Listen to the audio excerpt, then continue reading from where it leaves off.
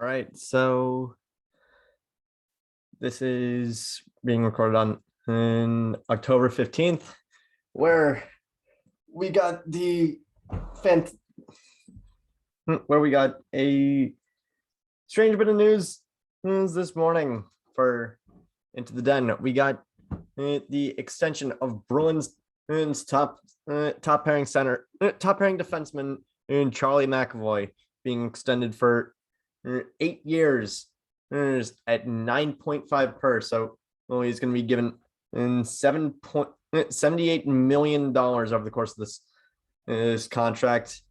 Now, what do I think about it? I mean, here's the thing. Dougie Hamilton, not Dougie Hamilton. Charlie McAvoy is probably one of the best defensemen in the Bruins have. Charlie McAvoy is the best defenseman the Bruins have had since Dougie Hamilton. There we go. Oh, and absolutely, there is, and absolutely, I feel like sometimes he should be in contention for the Norris Trophy. Without him, the Bruins defense is just entirely Swiss cheese. And it's why I feel and like if the Bruins can't develop Earl Vakanainen into a top pairing defenseman, and then Charlie McAvoy is going to basically be carrying this entire defense. That's basically how I feel about Charlie McAvoy. Now, Charlie is young. He was drafted in 2016, and he's been fantastic. He's like I said, he's one of the best defensemen he's not only the best defenseman on the Bruins, but he's been one of the better defensemen in the entire league. Now, do I think that we should have given him this sort of extension? Not really. And I would have rather he taken like a smaller deal, like 8 years, $5 million a year, sort of like what Joel Eriksson did in Minnesota. And I would have been very happy with it, because here's the thing: the Bruins are going to be hamstrung for cap space over the next few years. They lock themselves into a deal with Derek Forbort, who I think does not deserve the amount of money that he's being given. And I mean, if we're going back to last year, Derek Forbort pre-fight, fantastic, absolutely. $3 million. If you can get him for a 3x3, you're doing fantastic. You're a freaking god, because he was pretty much with Neil Pionk as the only good defenseman as two of the only good defensemen in Winnipeg. However, after he got into that fight, he sort of just fell.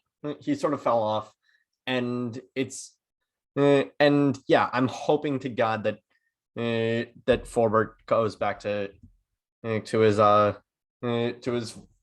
his pre-fight form. But with we gave Forbort a massive contract. We gave freaking Linus Ullmark way too much money. I still think that we should have kept Tuukka, and we should have kept Dan Vladar. But the only real mainstay that we're going to be losing in this next year is going to be Patrice Bergeron. And and who knows? Maybe he comes back to us on a hometown discount. Well, maybe he goes somewhere else. I hope to God he doesn't go somewhere else. But like this year is like the last. This year is going to be one of the most pivotal for the Bruins, and but I think locking up McAvoy was the right move. How they went about it, I'm still a little bit iffy on. And now, just watch as I say this, and McAvoy is going to be, McAvoy is going to win the Norris and going to make me look like I don't know what I'm talking about. I'm not, like I said, McAvoy, fantastic defenseman, and I love him. I love him being in Boston, but with how pressed we are up against the cap, especially with extending Carlo, which we didn't need to extend him to that big of a contract, and we didn't need to give that big of a contract to Nick Foligno. We didn't need to. I don't even really think we needed to give Thomas Nosek a big contract like we did. And the Bruins are going to be pressed up against the cap pretty heavily.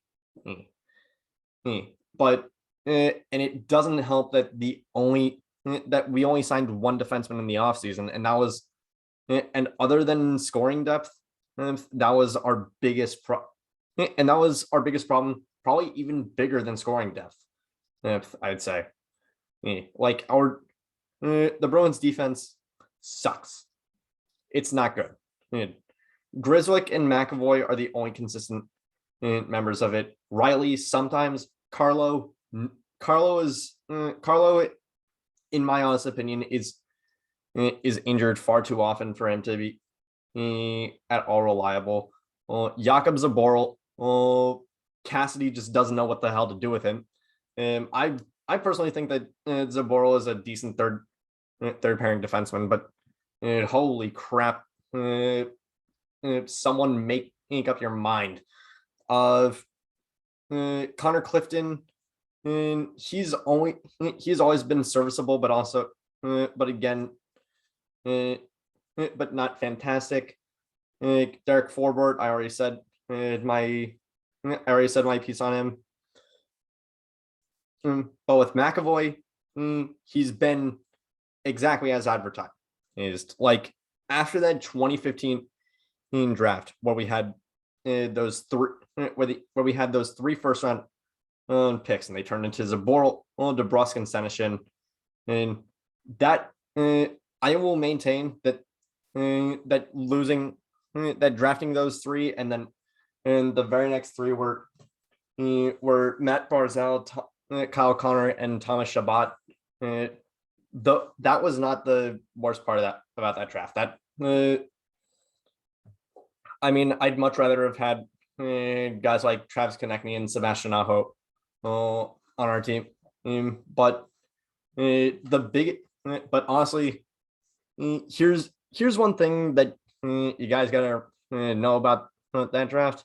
The Bruins traded their 5th round pick in that draft to the Wild to get a 5th round pick in 2016. The 5th round pick that the 5th round pick that the Bruins traded to the Wild ended up being Kirill Kaprizov. So yeah, you can tell how disastrous 2015 went. But 2016, we drafted McAvoy, and he was, and ever since he's just been everything that this team has, everything that we have asked of him, and then some. He's been. I love Charlie McAvoy, but again, this has way too many implications on how we continue into this season and into next season, because we're gonna need to figure out how we can actually we need to actually figure out how to utilize. We need to figure out how to actually be able to use the whatever cap space we have left, especially in a free agency class as deep as next year's. I mean, we have we have Johnny Gaudreau, we have PK Subban, we have Bergeron, we have Alex Radulov, we have Joe Pavelski. We have a lot of pieces on next year's on the docket for next year, and it's just going to come down to and it's all just going to come down to how much cap space can the Bruins keep, and if we make any moves in the at free agency. I mean, I wouldn't mind trading off some contracts for picks or some show like that. Maybe depth pieces, but this team needs to find and needs to figure out what its goal is going to be going into the next few seasons, and that's all. And while extending McAvoy like we did, it certainly helps. I'm not sure if it's really for the best for the team, is what I'm saying. Again, I'm hoping that McAvoy becomes everything. I'm hoping that McAvoy plays above and beyond, and I hope that and I'm hoping that these frustrations of mine are rendered moot. But for now, we can only speculate. The Bruins play the Dallas Stars next tomorrow, so as their season opener, and so it's going to be interesting to see Charlie McAvoy take on Tyler Seguin again, and go Bruins. And that's all I really have to say. That is it for this episode of Into the Den. And thank you all so much for listening. Click like if you liked. If you really liked, why not hit that subscribe button, and